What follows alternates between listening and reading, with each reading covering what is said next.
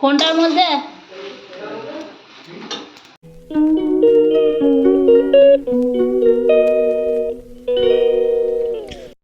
Hello everyone, good morning, welcome back to my new blog. আর আমি সঞ্চিতা চলে এসেছি আপনাদের কাছে একটা নতুন ব্লগ নিয়ে।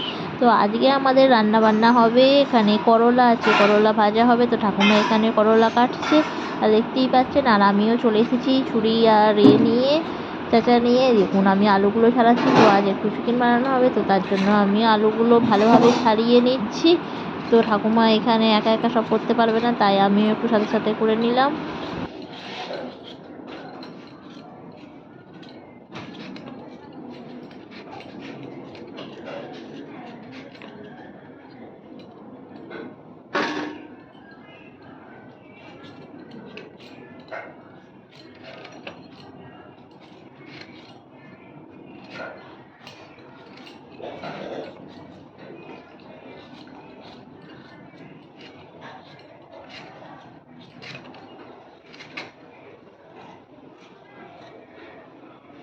ওদের ছেলেটা পড়ে গিয়ে হাত ভেঙে গেছে। কাদের? ওই টালি ফেলা ভাই নাতিটা ওই মাঠে খেলতে গেছিল, এই পালকাটা ভেঙে গেছিল, এই পালকাটা ভেঙে গেছে, বাঁ দিকে মাঠে বল খেলতে গেছে।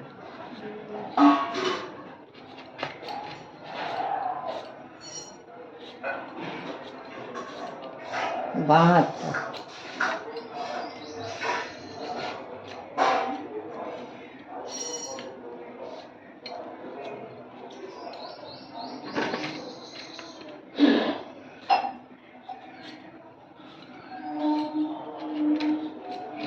তো আলুগুলো আমার মোটামুটি কাটা হয়েই গেছে। আর আমি আলুগুলোকে কেটে 2 পিস করে নিচ্ছি। আর ঠাকুমা ওদিকে করলাটা কাটছে। তো করলাটা হবে আজকে ভাজা, আর এদিকে হবে আজকে একটু চিকেন। তো চিকেনের জন্য আমি আলুগুলো গোটা গোটা করে কেটে নিলাম। আর ঠাকুমা দেখুন করলাগুলো কাটছে আর কেটে সব এগুলো বাদ দিয়ে দিচ্ছে দানাগুলো। আর আমার এদিকে আলুগুলো কাটা হয়ে গেছে। আর আমি নেক্সট পেঁয়াজগুলো কেটে নেব। আর এখানে তো বাকি রয়েছে ওখানে কলমি শাক। তো কলমি শাকও আজকে ভাজা হবে। তো মোটামুটি কাটার দিকটা কমপ্লিট করে নেবো। আর কমপ্লিট করে নিয়ে আজকে দেরিও হয়ে গেছে খুব। তো এই দেখুন পেঁয়াজগুলো তো আমি আস্তে আস্তে কেটে নিয়েছি, কারণ দুজনে মিলে না করলে হবে না। এমনিতেই সকাল থেকে ছিল, তো লেট তো হয়েইছে। তো ওই জন্য আমি আর ঠাকুমা দুজনে মিলেই কাটাকুটি করে নিয়েছি। তো পেঁয়াজগুলো আমি একটু ভালোভাবে কেটে নেব, কারণ ঠাকুমা সমস্ত কিছু কাটতে অত ভালোভাবে পারে না। তো আমি এখানে 3 রকমভাবে পেঁয়াজ কেটেছি। একটা হবে করলার সাথে, আর এক রকম হবে ঢ্যাঁড়সের সাথে, আর একটা হবে চিকেনের সাথে। তো নানান ধরনের পেঁয়াজ, একটা হবে কলমি শাকের সাথে। তো 3 রকমের আমি পেঁয়াজ ছোটো ছোটো করে কেটে নিয়েছি। আর এই দেখুন কলমি শাকটা নিয়ে আসা হয়েছিল। তো কলমি শাকটা আমি বাছি। তো এটা ছিল বোনা কলমি শাক, মানে এটা মাঠের কলমি শাক নয়, তো বোনা কলমি শাক। তো কলমি শাকটা মোটামুটি কচি ছিল। তো আমি কলমি শাকগুলো ভালোভাবে বেছে নিলাম। আর বেছে নিয়ে আমি কেটে নেবো, কারণ ঠাকুমা বড় বড় করে কাটে। তো তার জন্য আমি একটু কেটে নিলাম কলমি শাকগুলো। আর দেখুন বেছে নিচ্ছি সব গাছপালা পরিষ্কার করে। আমি সব বেছে নিচ্ছি। চলুন দেখতে থাকুন। এই শাকটা কেটে নিচ্ছি ছুরি করে। এটা মুড়ি খেয়ে নাও না না, মুড়ি খাচ্ছি আমি। শাকটা তাহলে কেটে নিচ্ছি। কেটে নিয়ে রসুনটা আপনি খালি ছাড়ান, রসুনটা এটা ছাড়িয়ে দিন, বেটে নিয়ে আর চলে যাবে একবারে, বুঝতে পেরেছেন? ঠিক আছে। আমি শাকটা বেটে এক্ষুনি হয়ে যাবে শাকটা ফটাফট করে।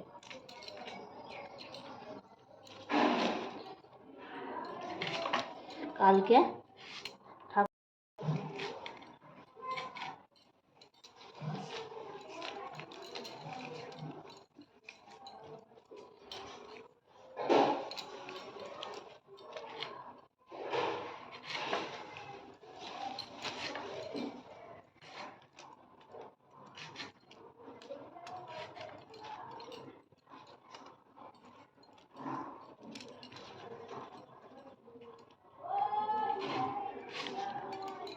বাবা কি নোংরা কুকুর ডাকছে।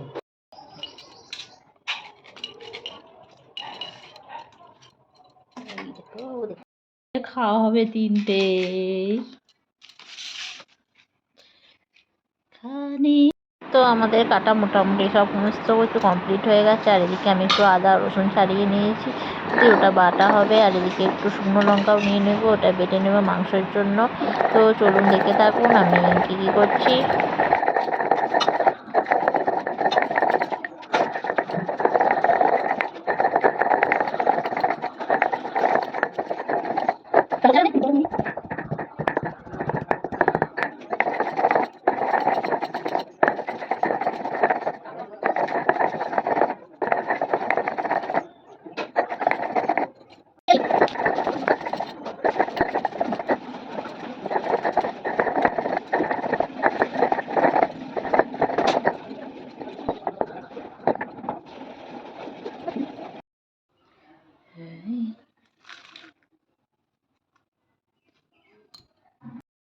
তো সমস্ত কাটা বাটা সব কমপ্লিট হয়ে গেছে। আর এখানে দেখুন ঢেঁড়সও কাটা হয়েছে, তো ঢেঁড়সের ঝাল হবে।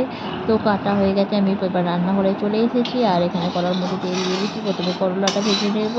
তো চলুন দেখতে থাকুন আমার রান্না।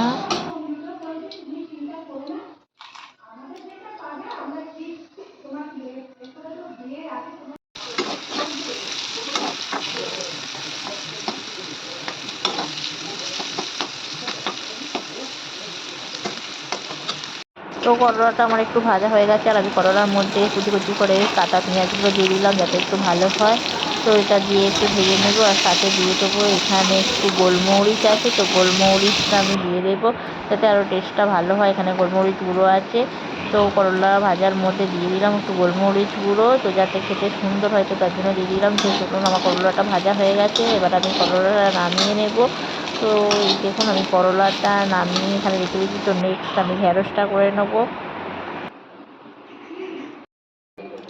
তো এটা হলো ভেন্ডি, তো ভেন্ডি ঝাল হবে। এখানে হয়ে গেল করলা ভাজা, তো আমি ভেন্ডিটা দিয়ে দিলুম।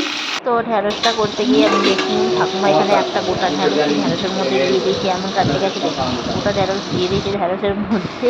আর এখানে আমটা আমি তো সিদ্ধ করে নিচ্ছি। আর এটা হলো আমার ঢ্যাঁড়সের পেঁয়াজ, এই লম্বা লম্বা পেঁয়াজগুলো আমি ঢ্যাঁড়সের মধ্যে দিয়ে একটু ভেজে নিচ্ছি। তো ঢ্যাঁড়সের এটা পেঁয়াজ, তো ঢ্যাঁড়সটা আমি ঝাল করে নেবো পেঁয়াজ টমেটো দিয়ে। তো দেখুন আমি পেঁয়াজ টমেটো আর পেঁয়াজ দিয়ে ঢ্যাঁড়সটা ঝাল করে নিচ্ছি।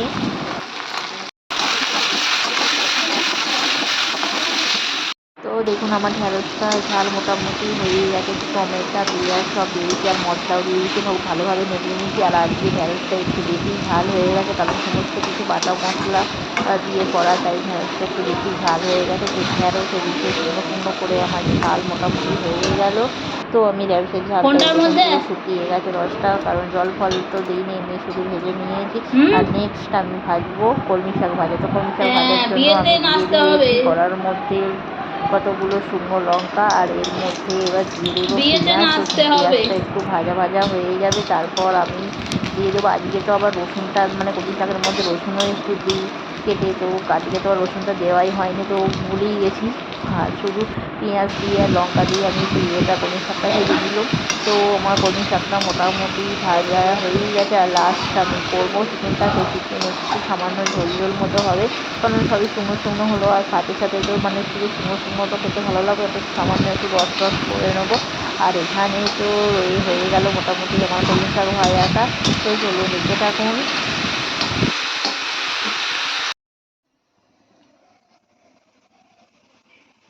তো নেক্সট আমি চিকেনটা দিয়ে দিলাম, প্রথমে পেঁয়াজগুলো ভেজে নিলাম। আর ভেজে নিয়ে চিকেনটা হালকা করে ভেজে নিলাম। তো ভেজে নিয়ে এবার ওর মধ্যে মশলাটা দিয়ে এটা ভালোভাবে একটু কষিয়ে নেবো। আর সাথে ছিল বড় বড় করে গোটা গোটা করে আলু, তো আলুটাও দিয়ে দেবো। আর এখানে ক্যাপসিকাম ছিল, ক্যাপসিকামও আমি দিয়ে দিয়েছি চিকেনের মধ্যে। তো সেটা ভালোভাবে দিয়ে কষিয়ে নেবো।